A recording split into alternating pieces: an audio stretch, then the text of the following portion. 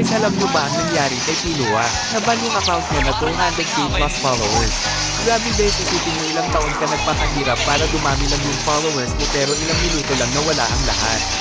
Alam mo ba yung feeling na ang saya-saya mo kasi yung mga pangarap mo ay unti-unti nang naaabot.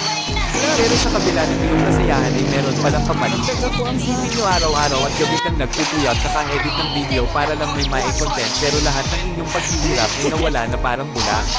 Sa totoo lang ang hirap magsimula sa pagiging content creator lalo na kung sinasabay mo sa pag-aaral. Yung tipong ang dami mong gawaing assignment project at marami pang iba pero binibigyan mo talaga ng oras para lang makagawa ng content. Isipin nyo, nagpapakapuyat ka mag-edit halos abutin ka na ng magdamag ka ka-edit para may mapapasaya ka lang na tao.